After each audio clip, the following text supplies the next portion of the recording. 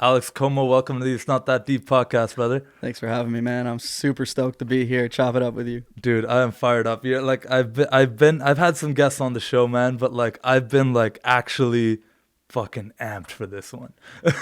Well, This one fires me up. hell yeah, man. I mean, we met kind of, recently, but I think it's so fascinating. Like I told you, when we kind of had coffee and chopped things up, like I'd heard your name so long ago and all good things, the girl I dated, Deep, had known her for many, many years, and all I would hear for like, this started like 3.5 years ago about how good this Deep guy was and like how well I get along with him. She was bang on, man. Like we clicked, like, and we had a great time. The first time we met was through Brandon Peacock. Yep. Shout out Peacock. Shout out Peacock. Yep. So, and a lovely dude brought us together, and look at this. Is like, a month later, here we are. It's crazy, man, because I just feel like we already have so many mutual connections. As you mentioned, ex-girlfriend there. Have a lot of love for her as well. Mm-hmm. It's the feelings, it's reciprocal. But I blew my mind that you even knew who I was, man, because I had heard about you as well, but I didn't know that was you that day when I showed up to a pre-drink and I'm playing beer pong with this guy. Yeah. And we end up going out that night and having a pretty good time. And to give people a little bit of a backstory, the place we went out to is actually a club that you co-founded and own here in Ottawa, Ontario, called Happy Fish. Yep. So and that's just one of many insane ventures that you're a part of. You're rocking the 3dshowing.com shirt right now as well. We'll get into all that. Yeah. I'm pumped to talk about that as well. Mm-hmm. And you're also like into this crazy NFT wave. So that's just my version of giving people a quick bullet point introduction of like, the spark notes of what you're all about. But dude, we're about to dive deep on the It's Not That Deep podcast, bro. I want to start with your journey and what led you to getting into entrepreneurship in the first place, because if I understand correctly, that was not always like the complete natural path for you. No, definitely not. I've mentioned this, a couple times to you now, is I think I took a really unconventional path. And I love people that take unconventional paths now because I can really relate to them. I see a lot of parallels with people that, kind of started in one thing and ended up in another. Yep. But even from, being a really young age, like I was born on the East Coast. My parents are both military, so I moved around a lot. Like I moved around 6-7 times before I even got to high school. Right. So always being a new environment, always being the new kid on the block, that puts you in a weird social circumstance a lot at a young age, and you got to learn how to adapt really quickly. Yeah. So I even going into high school, I always considered myself a bit of a chameleon. I could make friends with pretty much anyone because I've been doing it for so long already. Right. It becomes a skill in and of itself, right? For sure. Yeah. And I had a really big love for people that started at a young age. So I could kind of make friends with any group. I felt comfortable in groups that weren't my own. Like it's just that kind of setting that kind of grew me into that. So I settled in Carleton Place. We're a really small town. I would say I was pretty sheltered there. Like, growing up in a town of 10,000, you don't get to experience a lot, like in terms of different cultures and people and stuff. So I think I always had a bit of a lust to kind of do that afterwards. Mm-hmm. But, my grades in school weren't great. I was just one of those guys. Like I kind of just, dicked around and had a good time. And I had a great group of friends growing up, still my friends to this day. But I went to college and, did the thing there, and we'll get started off on this crazy story because I teased him about this insane story, something I went through, that like was my like TSN turning point, like da-na-na, da-na-na, that is it for me. Yeah. Sound effect aside, but like, Yeah. I was just finishing college at the time, and I had aspirations to go travel and move to Australasia. It was always one of my dreams. Like I just wanted to go somewhere I didn't know anyone and really challenge myself to grow. I wasn't thinking like, what's more for schooling or business at the time. I definitely wasn't thinking like, oh, it's time to start a company. I was 21. Mm-hmm. I was still trying to figure out who I was. So, I was dating this girl through college, and we dated for about 2 years. Things weren't working out as they sometimes do when you're young and in love, and sometimes that falls apart. So, I'd cut things off, and then 2 weeks later after that, I get a call, and it's this girl. She wants to get together, give back some sweaters, that kind of stuff. I'm like, all good. Let's link up. Mm-hmm. So I go see her, and she's like, I'm pregnant. And I'm like, all right, okay. Like, didn't really know what to do at the time. I'm 21. I'm kind of like a party animal at the time. Definitely not like a mature individual, I would say. But that things got real quick. So turns out she was very pregnant. Like while we had been dating, we'd just broken up. So we get back together. She's like, I'm having this kid. I tell my family. I remember sitting my parents down, and like as a 21-year-old, it's like really not been through much at the time. It was like just this craziest thing that's ever happened. So I remember going and like telling my mom, like, yeah, I got to talk to you. And she's like, what's up? And I'm like, well, maybe sit down for this one. Literally, I told her to sit down. She knew right away. But my mom's like a boss. She's like my best friend. She's like, you know, she joined the Canadian Forces when she was 17 out of Newfoundland. She's like my inspiration. Like she's just my rock. And like my parents are super cool. They backed me all the way. And of course, you know, the girl, she wanted to keep it, so I'm there for it. So we got back together and, you know, moved in at my parents' spot, was there, had the kid. I've been through childbirth. I was there for it. I cut the cord at 20. I think I just had turned 22 at the time. Wow. So I went from like just... And was that here or was that I was here. Over there? Okay. I was here, yeah. Right. So here in Ottawa. So the kid, you know, I named a kid and then anyway, I had some like reservations later on and talked to some friends and some legal counsel and stuff and ended up kind of going and doing a paternity test, figuring out down the road it wasn't mine. Luckily, it was only a couple months down the road, but it was one of those things where, you know, your life and how you see it, you kind of, everyone has this self-talk, this vision for themselves. Mine at the time was like, well, I'm going to get this corporate job and just sit back and I got to help raise a kid. I'm 22. So like you kind of, you know, fit the mold of what's going on around you. Yeah, exactly. You respond to your external circumstances as you kind of have to when you're told you got a kid. Exactly. So, you know, and I was all about it. So anyway, figured it wasn't mine, went through that whole process, which was like, you know, just crazy, man. Like, so I went from being kind of this party animal to father and being like, you know, no drinking, no partying. Roller coaster. Oh yeah. But then, you know, it was relief after, and there was no hate, you know, for the other side. It was all love. It was just like, we're going to go different ways now. And then I realigned what that vision for myself looked like. And I remember, and you know, having kids is great. Like a lot of my friends do. It's awesome. I think it's a blessing. But for me, it was not part of my path at the time. So when I kind of figured out it wasn't mine, it was like, well, I get this path back now. I can kind of go be this guy that I initially set out to be. Unsure who it was, but I knew that he was going to do some crazy shit. Yeah, I don't want to say second chance, but it's almost like certainly second chance at getting your 20s back. If I'm being real, yeah, like 100%, you know, there's a part of you after you get over that initial stage where you're like, okay, let's realign. Yeah.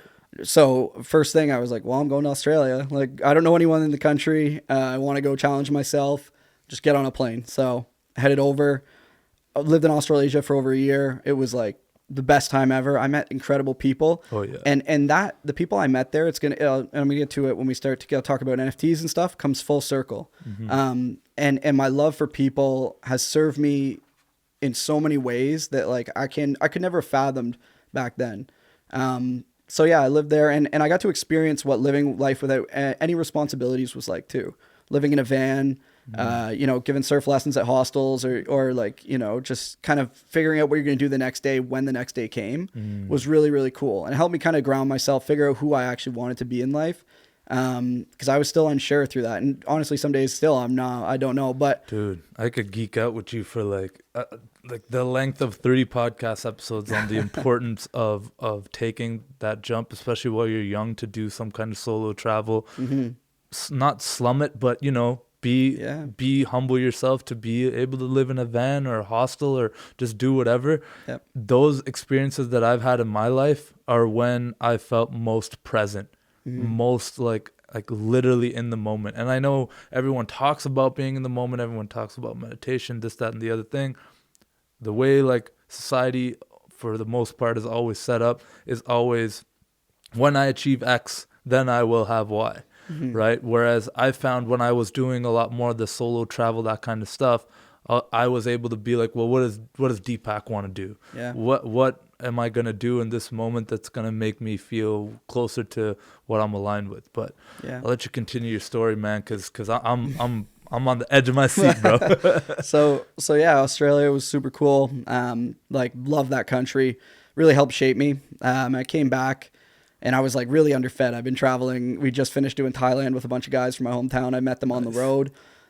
Came back and I was like, you know, I was just skinny and underfed. My mom, I remember, was like, okay, you can just hang out with us for a bit. We're going to like get you back to health. And then I had already been planning my return to Ottawa because at the time they were living out east.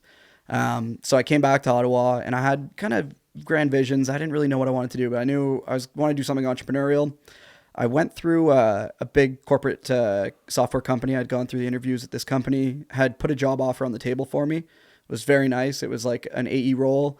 And then the day that I was going to accept it, and the world works in like such crazy ways, and like this could only happen to like me, man. It's so weird. This guy messages me on LinkedIn. He's like, "Hey, I saw you were looking for a job." Because I'd posted about it. I put myself out there trying to find more, different roles. But really, this is the only one I had going at the time. They put a nice offer. I was ready to accept it. My parents were like super stoked. Anyway, he's like, "Hey, do you want to go grab coffee like today?" And I was like, like I say yes to pretty much everything like that. I love turning over rocks and like meeting new people. Regardless, I was like, I'm going to go sit down with this guy, hear what he has to say, but I'm probably going to tell him like, look, I'm doing this, but it's nice to meet you. That's not how it went. It was like, hey, I've got this company, had some partners exit. If you want to come work for me, I can offer you, $29,000 a year, which is about a third of what I'd been offered at the software company. But with the chance for equity, and we can grow something together. And I really liked the guy. Looked up to him. He was a lifelong entrepreneur. So naturally, I called my parents up. I'm like, all right, I'm taking this other job. Like, just put it in reverse in a day. Oh my God. But that's the kind of guy I am, man. I just I saw something. I like the idea of what they were working on. It was a lot to do. It was like property tech stuff. I thought there was a lot of the industry on itself was antiquated at the time. There's a lot of hard tech changes coming. There was new software stuff coming. So I want to be part of that wave. And I also had a different vision for the company than where it currently was. And that developed as I got more engaged, as I started to scale up equity. And now it's just us two. We run and own the company. We've scaled it up quite a bit. We've totally pivoted at what we were doing before. We've built custom software, and we work with most of the biggest builders inside Canada, and we're starting to grow into North America now. So your Minto, your Tearshare, Prince Developments, anybody putting up 300 to 500 doors in a year probably has heard our name or works with us currently. And we really pride ourselves in who we work with. So what's the product? Yeah. So now the product is, it's a mix. So we do pre-construction renderings and interactive experiences for major builders. Okay. So we've done really cool stuff. I mean, Prince Developments last year, they're building 5 buildings. We went in and with just architectural files, we're able to build these experiences that let people walk through the homes completely photoreal. You would never know it's a rendering online via any medium. So whether that's mobile, desktop, VR even, which I find a little novelish, but some builders like to do that type of VR deployment to create some sort of interactive nature. And with COVID, it kind of shut that piece down. But the long story, the short is we're giving a modern buyer a modern home buying experience. Exactly. Which, when you're a 25 to 30-year-old, you're one of these younger home buyers and you're going to buy a place and they're pulling out blackline floor plans and tiles of finishes. You can't picture what that even looks like, and it's not going to be built a lot of the times for the next 3 years, and you're like, that's the vision I have to roll with, is this 2D garage 8 by this, and it's this is not even, I can't even tell what I'm buying or what I'm putting a huge down payment or whatever on, you know. So that's really interesting. You guys were able to kind of exploit that market. Yeah. We just saw it as a change that was coming, whether we were part of it or not. We just wanted to be the ones leading it. We were really fortunate. A lot of the big Ottawa builders took a gamble on us because we were Ottawa local, and Ottawa is so great for that. Minto was one of our first big clients that we ever got. Nice. I love working with them. They're so smart in the way they go about things because they're at scale, but they act really modern and almost startup like in terms of what the type of projects they do. Interesting. Which is it's brilliant, man. They're so good at what they do. They've really figured it out. Yeah. So really happy to be a part of that. And then when you know how it is, you land one of these big clients and you can use them as a case study to go to the next. And I'm a really, kind of process-driven sales guy by nature. That's really, I think, my first love is sales. And so it was really figuring out what's that process like for us, and then how do we go scale it in a reasonable manner across the country and now into the States. We've done projects in the UK. We're starting to look at, maybe Australia, but obviously time zone constraints and stuff kind of can flip that, but we can kind of work anywhere just based on what we do. We also built a front end sales management software. Some builders are using that they host on their site. So it's like an interactive site plan. So it's just another component. But I've always been a huge SaaS software stan. So I'm trying to, slowly pivot our revenue mix from service into software. It's more scalable, more sticky. And I think that's something that we'll see over the next couple of years. Especially for 3D showing. But yeah, we've grown out into this really cool monster. I'm super stoked about it. Proud of our team. We've hired some really talented young guys that are running our sales now. And honestly, they bring me to the table and and we go to work. It's a cool company. You don't know how much I love stories like that, where you have a fork in the road moment where it's okay, I'm about to take this job, and honestly, it's pretty sweet. Like it's, they're gonna be paying me 80K entry, like plus bonuses or whatever. Like I'm gonna be good. Like I'm kind of set with this career. Yeah. And to have an open mind and to look at and evaluate this, other thing that just comes on your plate, that's like that. It does take a special type of person to move away from what's gonna reward them now, to then delaying that gratification. I'm like, well, if this thing works out the way I think it possibly could, I mean, it's going to be way more worth it for me. Totally. And I'm kind of a crazy person, and I think all entrepreneurs kind of are. Yeah, man. Like who looks at a vocation and says, okay, 9 out of 10 of the people that do this fail, and I'm going to be part of that 10% that makes it. Like you kind of got to be a riverboat gambler a little. You have to be, man. I can't believe like you just said that, because I was just talking to someone about that exact same thing today. It's like, like, and it's a fellow entrepreneur, and I'm just like, we're kind of like nuts, right? Like there's something like off with us. Like, oh yeah, fuck yeah, like that. There's no other way we would be doing what we want to do or what our visions are. Like even talking to people who don't have the mindset can bring us down, because it's like, oh man, like, not to, I don't want to sound like I'm talking down on anyone or anything. Just people have different lanes and stuff, right? Yep. But it's like speaking to people who straight up just don't even like, can't even comprehend or get where you're coming from when you make a decision like this. It's like, well, that's such a risk. I'm like, yeah, but like the real risk is not taking any risk. Totally. Like that's the real risk to me. The real risk is like being part of that 90% and like thinking about like, well, what if I did that thing that was in the 10%? And like for most entrepreneurs, like I'm not gonna like say like sit here and tell you that like 90% is like not true, but it's like it is true, but people aren't looking at then how do people respond to that, right? Some people, like just how you're wired is like the minute any type of failure hits you and you take it personally and you identify with that and like you legitimately label yourself a failure, you're not going to pursue business anymore. It wasn't for you. You weren't built for that. Whereas entrepreneurs will fail like 10 times, but like fail forward and just be able to like take from that experience and be like, oh, okay, bet that didn't work. Yeah. Cool. Let's like pick up the pieces and go to the next thing. Yeah. And failure is something that I think about all the time. It's something that I deconstruct sometimes because I have failed many times. And you know what? When you go to like my LinkedIn, or if you ever talk to me and you're like, oh, like, have you ever had a venture fail? I've folded like 3-4 companies at this point. But people don't remember the failures. They remember the wins. Especially if they're big ones. So it's really just about being, gracious in how you lose and understanding why you lost, taking lessons from that. Mm-hmm. I used to be super ego driven. I used to like be kind of a different guy than I am now, but losing really humbles you. Taught me a lot. Like folding my first venture, it was a small one, but it was still like I counted as an L, and as someone that tied my personal worth to what I'm doing professionally, which can be a great motivator, can be, wonderful for, really giving you drive to put everything you have into something, can also be your downfall when, you take that L and you're like, well, I'm a loser, because that's what I used to say to myself. But, you keep trying, you keep figuring it out. And I really think the 10% of entrepreneurs that are making it and that do make it are ones that don't give up. Every venture can make it. There's pivots to be made. There's customer feedback loops to be built. And I really look up to a lot of the companies, especially here in Ottawa. We've had some really cool ones. Man, look at Noibu. Noibu might have the coolest pivot of all time. I know a couple guys there working at that crew now. They started out doing stuff in kind of e-commerce for like 3D kind of tours for e-commerce, and they pivoted out into the air detection software. And like it's like it's such a like when so you talk smart, about a pivot, that's so like smart.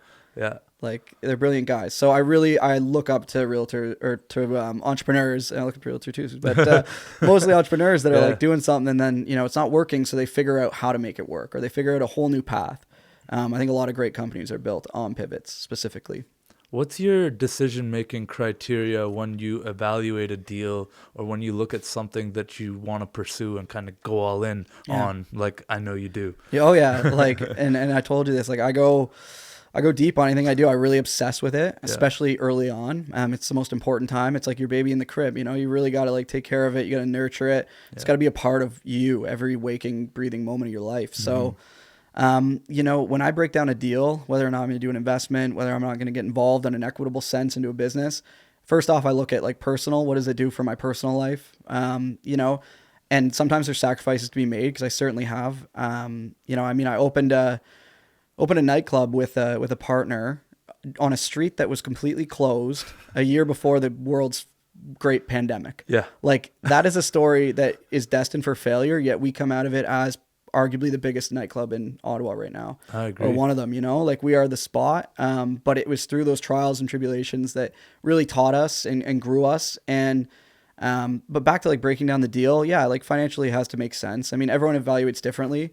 Like, I'm not adverse to risk. But the risk has to come with the ability for me to take the venture and be a part of it and make it work. At the end of the day, if I'm there putting everything I have into it, I have to believe that it's going to work, you know? So with Happy Fish, you know, I had this great network in the city. I have people that love me and support me.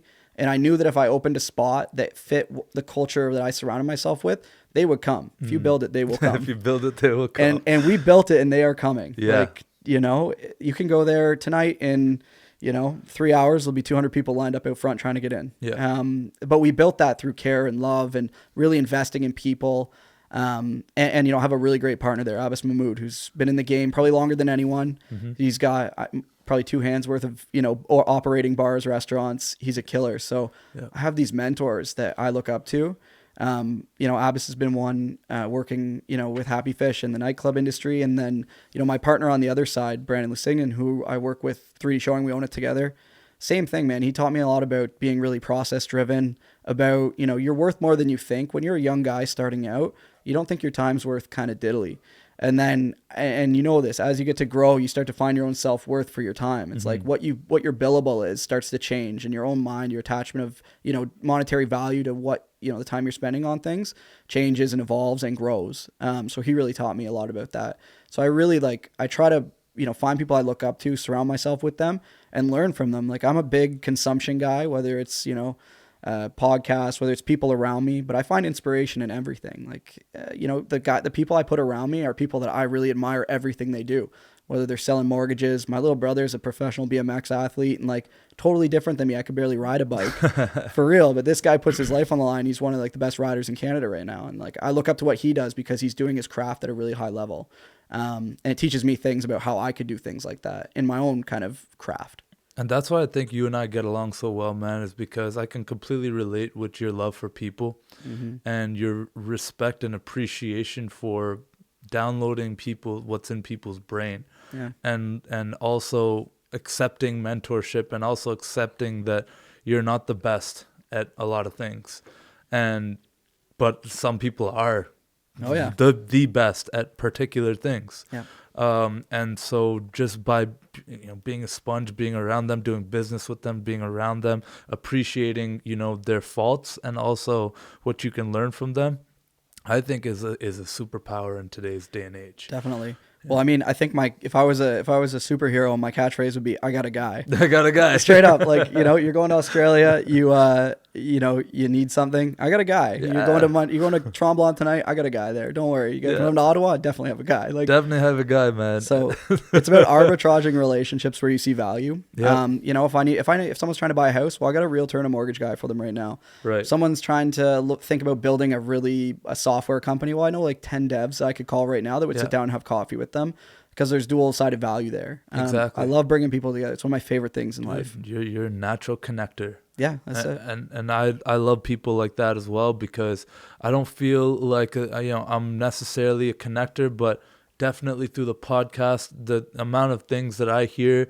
and like I don't think like this when I'm doing this. I just feel like I'm sitting having a conversation with you right now. We're just chatting, but like the people who hear it might impact their life in some way, and that does fire me up. So if it can make one connection in your brain to something that leads to some kind of action that helps your life, bro, that fires me up. Like, I love that, you know? Yeah. Well, speaking on that topic, so something, and I've told you about this, I'm going to get it in before you leave, is Gather, which I'm calling it's like Gather, but it's spelled Gathr. I was meaning to launch it pre-pandemic. It's basically like a closed, kind of just like an invite-only networking event I'm going to be throwing here in Ottawa. Invite-only just because I want to really focus on the crowd early. Right. I really want to handpick everyone, but it's basically, I'm going to do it at Happy Fish. We're going to close the doors. I've been to a ton of networking events over the last like 10 years. Yeah. I rarely enjoy them. I don't know. I just find them, a lot of them are tacky. No, They're no pretty hate out there. cringe, man. They're pretty cringe, bro. I don't think I've been to something labeled a networking event that I've done any actual real networking. Yeah. You know, it's like dudes wearing suits and cocktail and Yeah, it's, yeah. hey, how's it going? Oh, JP Morgan. I hate Chase. that. Yeah, Like, it's not for me. Yeah. And I know it's not for a lot of entrepreneurs, especially younger ones. So what I really want to do is take my entire network and you know, my +1 network around me and try to put like creatives, try to put athletes, try to put entrepreneurs, devs. I want to put all the people I think are doing really cool stuff in the city in one place, in a low pressure environment. You can have a couple drinks, we can have some fun. We get to introduce people and find out where can we like do things together? Where can we help each other grow? Bro, I might have like a +10. And you can have a +10. Yeah, hell yeah. Yo, because I Bring every guest you've had on here too. Seriously, please. the thing is like I love something like that, right? Obviously, you know, with COVID and stuff, I've been wanting to do something similar, right? But like with all the, you know, proper procedures that you guys have at the fish and stuff, do it outside, have the people over. I think now it's time, baby. It's time to do something like this. Definitely. I'm really like blessed and lucky that I've been able to, you know, become friends with you and A, be invited, but B, I think this is something that can live and grow into something way beyond Ottawa. I want to build into something that has a bit of a name in Ottawa, that has, you know, some clout that we can get, like just cool people into one room and share ideas and stuff. Dude, I had this vision, sorry to interrupt you, like that I actually wrote down, and this document that I reviewed, I try to review it every morning. I miss, you know, 3-4 times a week I will miss it. So when I say every morning, I mean I try to do it every morning. But I reviewed this thing where basically it's like my identity and my story up to this point, you know, who I am, what traits I want to embody. I look at a bunch of things that I want to achieve in life, and like actual like physical things too. It's I don't shy away from material things as well. But not all those are just like, you know, like this car, this place. But there's one thing on like the last page of this document where you basically write out your own Wikipedia page, and it sounds like the most pretentious thing in the world, but it's like, imagine someone wrote a Wikipedia page of you like 80 years from now, you know, like what your life is all about and like the highlights and the things that you've accomplished and whatever. And I have something in there that it's like and it sounds really pretentious and really messed up, but it's meant to frame and wire your brain in a certain way, right? But basically it says in there that, like, you know, Deepak owns or rents out whatever multiple properties around the world to host all of his friends and like +1 people who add value and have something to give to this world. And like I read this every day, and I see that happening. Like I see when I go down to Colombia, I got like 10 friends down there that are waiting for me, that they're gonna show me their friends, and we're gonna all, that's networking to me. That's a lot more of like a real tangible way. It's like just friend making. Let's take this weird label of networking away for a second, and it's just like, yo, let's just make some friends. Like we're kids on a playground. Hey, want to be my friend? Oh, you're cool. You do this thing. Let's be kids again. You know what I mean? And I think it's important to maintain that. And as we all grow into our success and grow and do all kinds of amazing things, right? I do think it's important to still make that time for people to come together, and those meetings are worth millions, if not billions. Totally. And I think non-transactional relationships are the best ones, you know, like just you're on someone's, the same frequency they're on. I mean, living in Australia, and this is like one of my, you know, the best things I've ever done in my life. I would write this down if I was doing my own Wikipedia. It would say, you know, Alex Comeau has friends in, you know, 60, 70 different countries that he could call and go visit right now. And they would put me up and take me out and show me what the locals are doing. Like I still talk to, you know, my friends I lived with, and they live in the UK. I still talk to them every day. My friends in Australia, not only do I still talk to them every day, I'm doing a project thanks to one of them with one of the biggest artists in the entire world. I can't wait to get into that, man. Yeah, and we're going to get there. It's really, and to go back to what you said, I mean, I don't think it's pretentious, because I think it's so important to goal set. Success has this ratcheting effect. It's not about doing 50% in a week or a month. It's about 1% a day or less. And I do a lot of the same goal setting. You know, I have that self-talk and self-image talk of like, you know, this is something that I think about all the time. It's like, you are not who you think you are. You're not who other people think you are. You are who you think other people think you are. Ooh, you know? bars. Not to go monk-like on you, but like straight up, like that's a self-image thing that eventually clicked for me.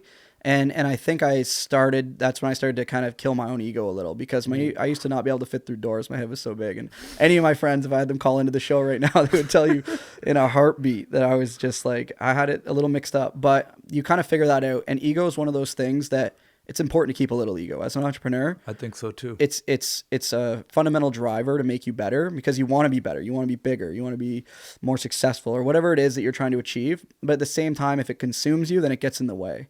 So it's about finding when to utilize that. You know, before I go do public speaking, before I even sit here and talk with you, I tell myself, like, I'm great, I'm this and that. Self-talk is really important. It gets me going. But I don't want it to ever affect the way when I meet someone. I want to meet them with love. I want to treat them the way that anyone else would want to be treated, regardless of who they are or what they do. And that's part of the fundamental principle that I help build the culture at the Fish with.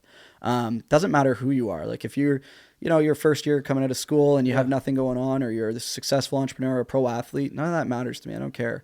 You're a person, so am I. If you want to have a good time, great. That's what we have in common right now at this moment in time. So let's do that and not worry about all the other stuff. Boom, man. If I could isolate what you just said the last 30 seconds, that would be like the whole premise of this podcast. That's exactly what it's all about, man. And that love for people, that energy radiates, dude. People can feel that. And like, not to get all woo woo and it's all just energy and manifestation and affirmations and all that stuff. There's a lot to that stuff, man. There's a lot to self-talk, like, and I'm still guilty of this every day, getting caught in these negative feedback loops and these thought patterns that are so self-limiting.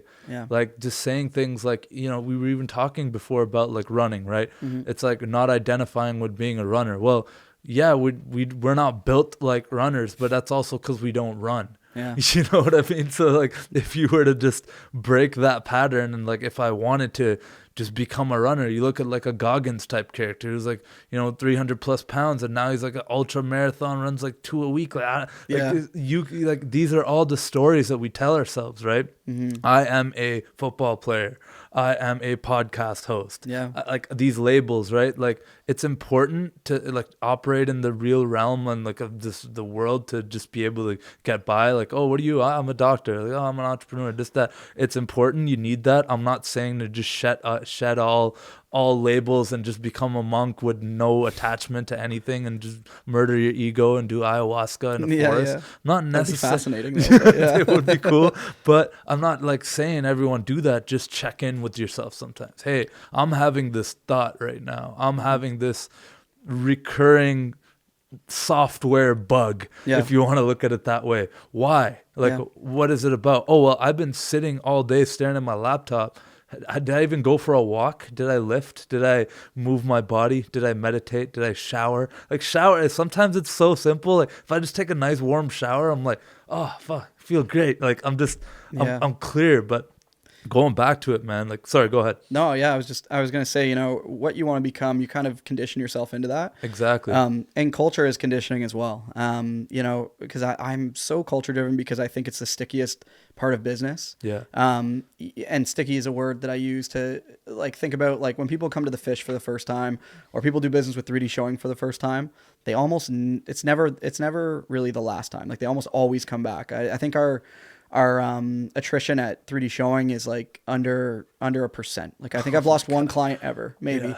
Like literally, and it was probably our fault, and we owned up to it and did everything we could. But sometimes you can't win them all, you know that. Yeah, I do. But the Fish is like, it's the same thing. Like culture is so sticky. When people go in there and they feel warm and fuzzy, and you get them some FaceTime, you hang out with them, you get to know them. They feel like it's their home. And 3D showing is kind of the same thing. Like our clients, it's like old friends talking every time they come up with a project. We de-stress the whole process. We make it easy for them.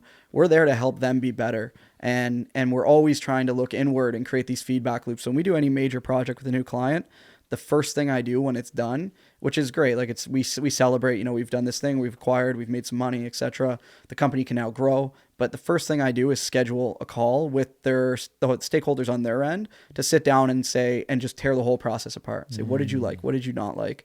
Is there anything we could have done better? Like, I want you to be honest with me, because everything that they say, I will literally sit down, deconstruct, and build that into our process going forward, if it makes sense for them. Interesting, man. Yeah. Like I'm really feedback loop driven. Like it's the most important thing. Even when people come to the Fish for the first time, I mean, we're already so busy. I will still, to this day, last week I did text people, hey, did you have a good time? Like, what did you like? What did you not like? Oh, our bathrooms are a mess. I know, like, we're still trying to figure that out. Like, it's part of, you know, growing and starting part of being better. You know? One thing that I've learned, like, and you know, I'm nowhere near like the same level of entrepreneur that you are in terms of your experience and the things that you've done, right? But in the few years that you know I've been operating through my business journey, I've learned a few things about sales, and one big thing that you mentioned there basically is that it doesn't stop when you close. Sales is a continuous process that kind of never goes to sleep. It's always on. You're always wanting to reassure and make sure that the client is feeling good and thinking about you in a positive light, because it's so easy for that to become hijacked by some negative experience that could have easily been avoided by just asking, just by revisiting your processes. And I'm buzzing when you're thinking about that. When you mentioned that, I'm just thinking about like 500 things that like I would love to improve about our process, and just by using some software and some tools and some automations and some more of my time and less of my time and some other things, I can like hack this thing. And I'm like geeking out on it. I'm Definitely. like loving it. I'm I think, weirdly loving this stuff. Yeah, I think one of the things that we geeked out on when we first one of our first conversations was really about like personal tech stack, you know, business tech stack, because like software is there to make your life easier. Virtual assistants are there to make your life easier. You got to utilize these things because they really create time in your day. And I didn't understand that early on. I had the productivity, or the amount of time you're working equals success fallacy. I really chased that when I was younger. I was like, gotta be working all the time. You know, I'm working late tonight because I gotta be hustle, grind. Fucking hashtag hustle, man. 2 a.m. Like, seriously. Yeah. So, but that I really grew out of as I started to figure out it's actually productivity. Sam Altman, actually, who's an entrepreneur I really look up to, he's co-founder of OpenAI. He was a partner at Y Combinator for a long time. Just a guy I totally stand out on all his stuff. But his he wrote an essay. It's called Productivity. It's on his I think it's sam.altman.com. And it really changed the way I looked at productivity, the waking hours in the day, how you utilize them, but also how you balance that with your personal life. Right. I still definitely don't have it all figured out. Yeah. We're always still kind of painting the picture as it goes. Yeah. But I definitely have more hours in my day now. And that's even with stuff going on overseas in UK, Ukraine, Australia, China. Like I'm in a lot of different places right now. So it stretches me pretty thin. But something I think about too is like everyone needs a getaway. Like my parents own about 100 acres, just under 100 acres out past Carlton Place. Nice. Actually, I bought you something. Hold up. Oh, no way. I never go anywhere without gifts. Oh my God, this guy's a beauty. Hold up. So we make like 400 or 500 bottles of maple syrup a year. We just give them out to friends. Dude. And I only give them out to people like that I really like connect with, that are like my boys, my like, you know, people I really love. So I wanted to give this to you. Oh, dude, I appreciate this so much, man. It's organic. I milked it from the tree myself. Jeez, man. I'm actually taking a lot of credit for that. I think my parents did that. But this is beautiful, dude. I really appreciate it. I'm gonna enjoy this. You have some pancakes. You put that on top. You'll have a great time. Man. I got something for you too, man. Oh. I meant to do this at the end of the show, but since we're doing a little gift exchange here, get you some deep drip. I know you're a caffeine head, so yeah. Oh man, dude, I really appreciate you, man. Thank you. That means a lot. But yeah, having places to go and you know, have space and places to unwind. Escape, man. CP is a good place for that because there's a lot of space. A lot of space. I go out there and do hillbilly stuff, man. We shoot guns. Yeah. I got to get you out there. It's awesome. We'll dude. go rip around on the toys. It's just a beautiful property. My parents are retired out there. Nice. But like I want to start doing retreats out there. Be really cool. Like really decompress. No phone. Like black box the phones for a weekend. Yep. Have entrepreneur kind of gatherings out there. It's something I'm working towards. Like it's on the like, you know, peripherally kind of ties into the gather thing. Oh yeah. Dude, you bring up like a really important thing, because that's what you're talking about right now is real true community and true real brotherhood and reconnection. Yeah. And I think that's something that society on a whole, on a macro level, at least Western society, is missing.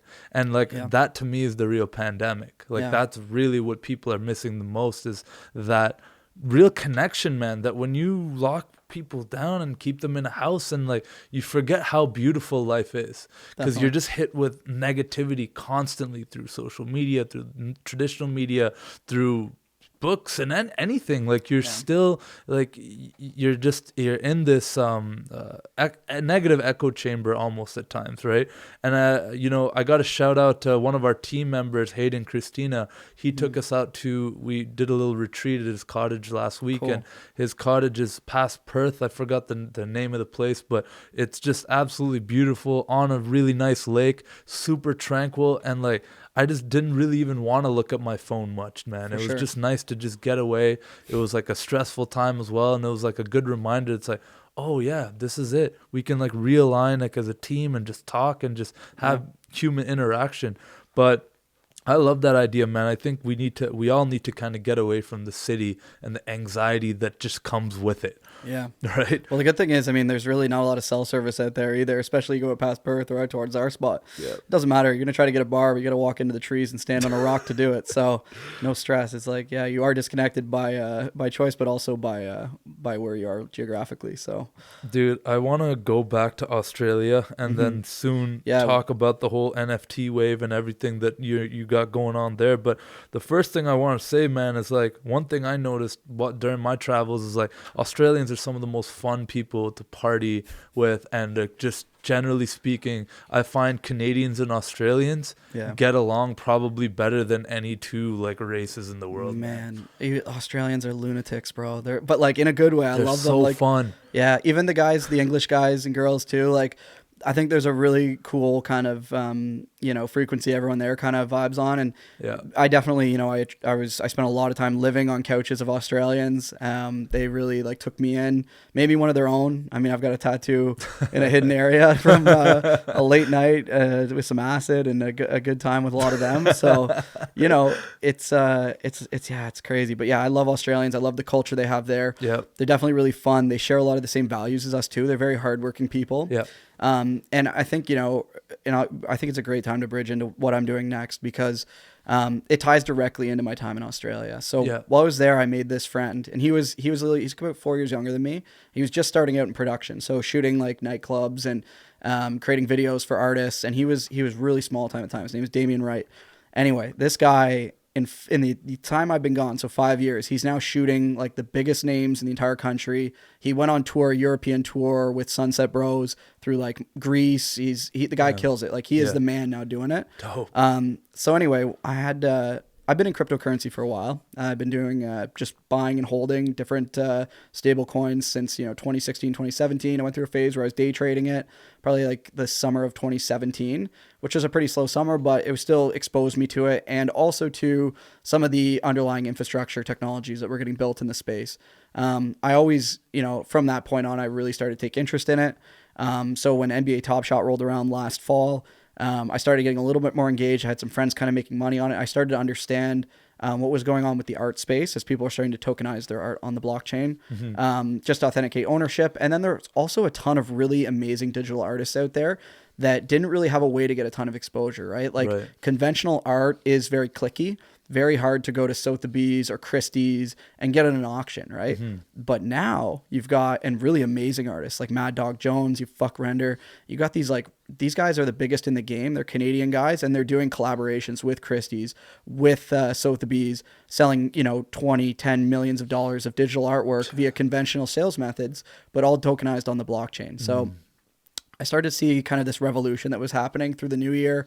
And 3D showing, obviously, we're in the digital rendering space. So I started thinking like, damn, I really want to be a part of this. Didn't know how, but I had this idea. And I was like, no one's really created a truly immersive NFT. So like tokenizing our technology essentially on the blockchain. So let's just define a few things here for those listening to have no idea what an NFT is. Yeah, so an NFT is a non-fungible token. So it's kind of like a one of one that's on the blockchain. So for example, you buy a really famous one right now is CryptoPunks. It was one of the early ones. A lot of them are sitting in wallets. They'll never be used. So there's a lot of scarcity in the market.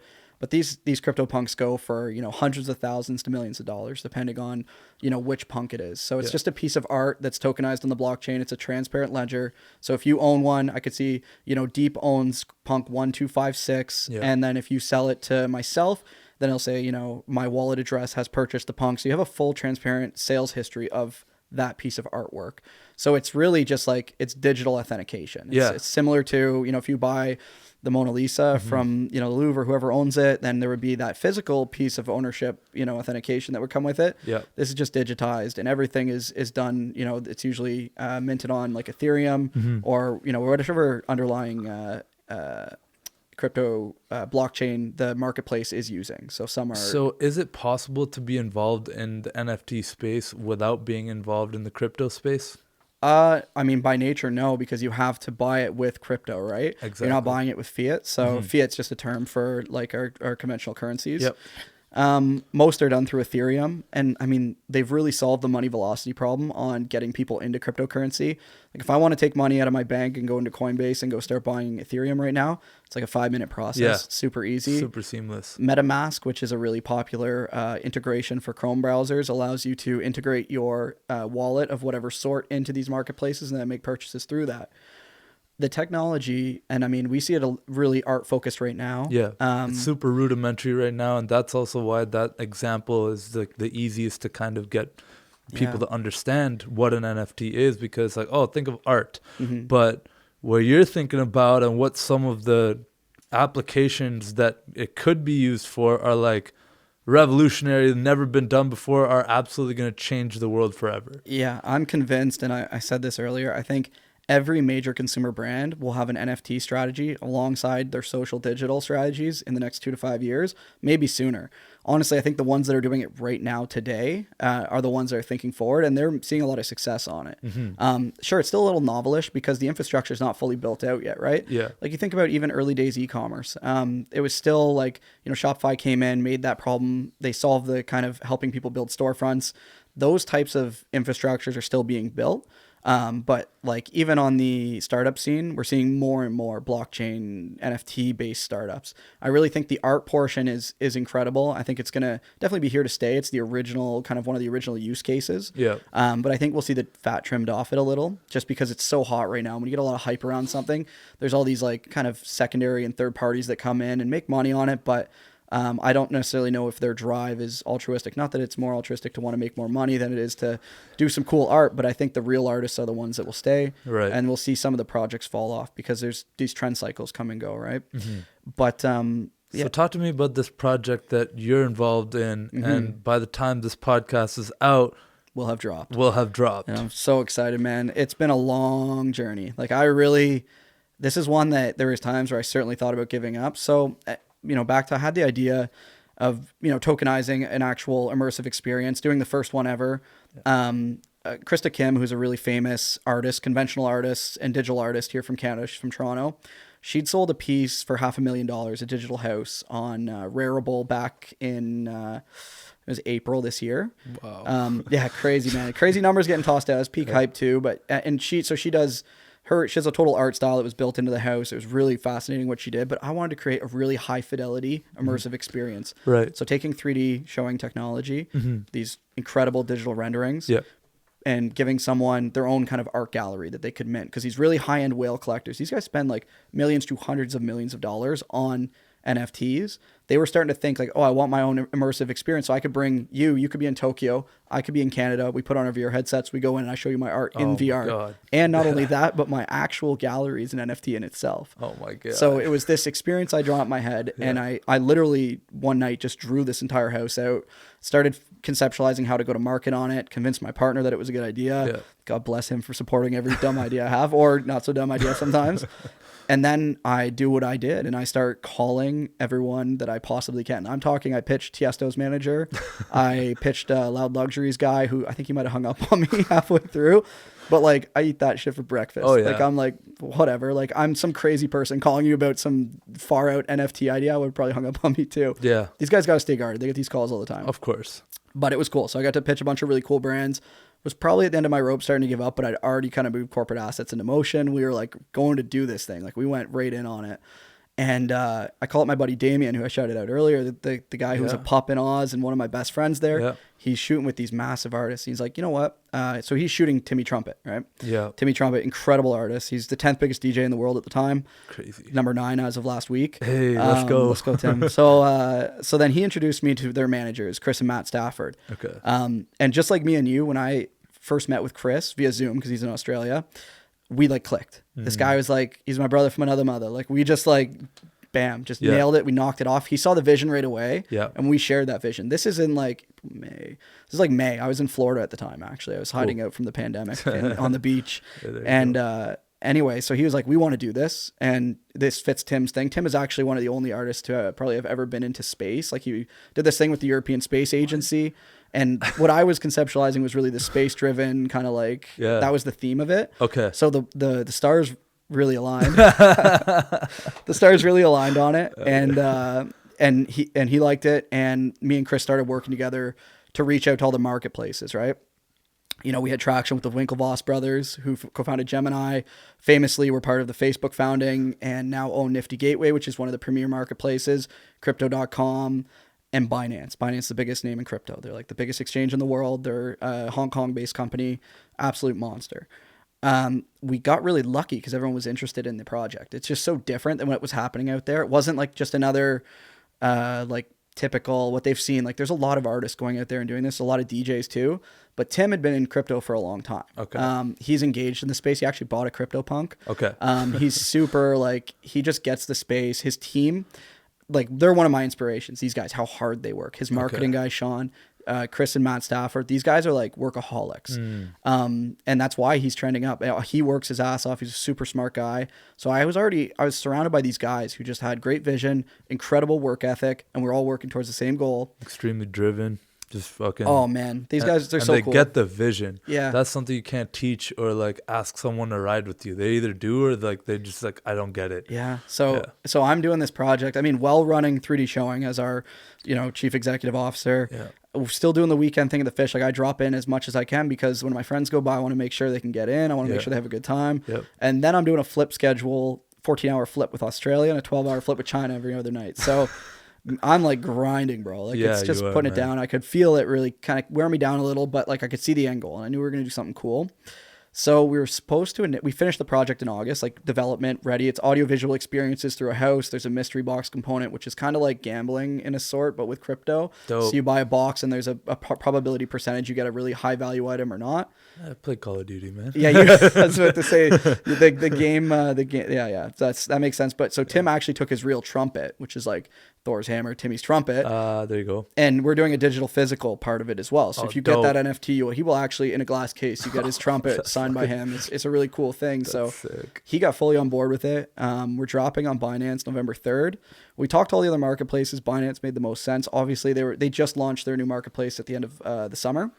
But we're going, it's like the likes of Louis Capaldi has gone, Lil Yachty, Vogue, Timmy Trumpet, and a small part of that. And in terms of the design is myself. So it's really humbling to get to work with these guys. And they're obviously taking a chance working with a guy like me out in Canada. But none of that would have happened if I hadn't spent days and months on Damien Wright's couch in 2015. So that's that full circle, like build connections, non-transactional connections that later down the road, you're doing something for someone because you love them, not because you need something from them. So I'm really stoked about like what we're doing. It's going to be huge. Like to just be a part of what they're doing it's very humbling for me. Well, fucking congratulations, bro. Like that's sick. It will have dropped by the time this podcast drops. You guys move faster than me, I guess. But that's incredible, man. And the craziest thing to me about all this is not having a baby led to some wild shit. Flip the switch. Da-na-na. Tia said turning point for sure, man. Yeah. Crazy the butterfly effect of all this stuff, right? Life is just this weird human experience. I don't understand it whatsoever. It gets weirder by the day. Hell yeah, it does, man. The texts I get from people like that want to come to the Fish, these pro athletes or really cool entrepreneurs, like people I'm just like I probably would never get to associate with, but I get to because of that. Or like one of my friends will hit me up like, I don't know. I love life though. It's fascinating. I get existential about it all day. And I'm sure you and I could turn this into a 7-hour episode. So you're talking about it. Dude, Jamie, my business partner, as you know him really well.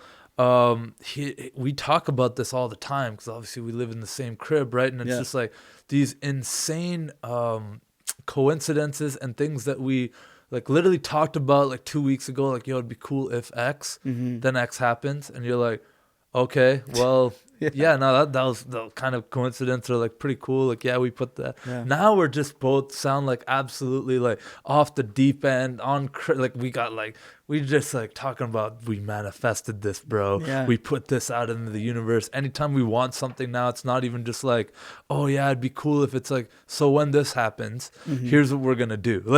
And it just changes everything. And because you do make that happen by just changing the frame of your mind with this stuff, and this whole NFT thing that you're frankly like a pioneer in this space.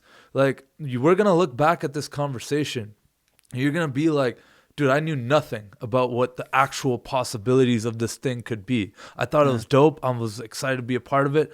Fuck it. Yeah, you worked hard. You've been working your ass off on these projects and everything. I don't know how you do it in terms of like time and all that stuff. I know we talked about coffee product. It's an Americano with the triple shot. Shout out Stella Luna for getting me caffeinated 24/7. I love you guys. I'll pay the mortgage there if I have to. Oh my God, man. But that and the productivity and also just this insanity that we talked about that you have. I'm okay calling you a crazy person because I know you'll take that as Certified. a compliment and not as like, like, what do you mean? Like, I'm not, but no, you're crazy. I'm crazy. We're crazy for thinking that this stuff is even going to be a reality. What I want to ask you next is, man, without going into too many specifics, talk to me about what's next in the NFT space and how you want to be a part of that. Wow, man. Okay, I'm going to keep it like pretty top, but like it's I think that space is the most exciting space to be in right now. Yeah. I think it's like being in social media when Facebook was founded, because it's not just art on the blockchain. This is a new consumer medium, and this is the Kool-Aid I'm drinking. It's like, and I kicked you a deck on an idea I'm building out right now. I'm meeting with devs. I'm trying to meet with the right people, VCs that are in the e-commerce and the blockchain space, different people that I can hope to glean some ideas off of, because ideation is something I take really seriously when I'm trying to think about, I'm going to go do something. If you're really building a company, think about that's 10 years of your life. I think I would be more apt to get married than, go start a company, because the commitment to that company is so vast and so deep. But really, when I look at NFTs right now, I see consumer medium opportunities. So let's say, and I think one of my favorite bands, the Glorious Sons, did this amazingly. So they did what is called the Golden Ticket. It's an NFT that essentially the owner, there's one of them. If you own it, you can go to all their shows. Okay. So you really love a band, you get their Golden Ticket NFT, you go to their shows for 3 years, and then you're like, you know what? I like another band more now.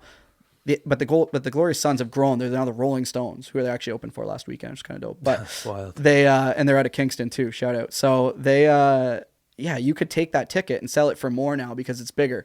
It gives the consumer a stake in the brand. Yeah. And I think about this a lot with apparel, especially with secondary markets growing to 35 billion in the last couple of years. You got Depop, who just bought Etsy. It's a $1.2 billion acquisition. I did not know that. Chump change getting thrown around in that space, man. It's crazy.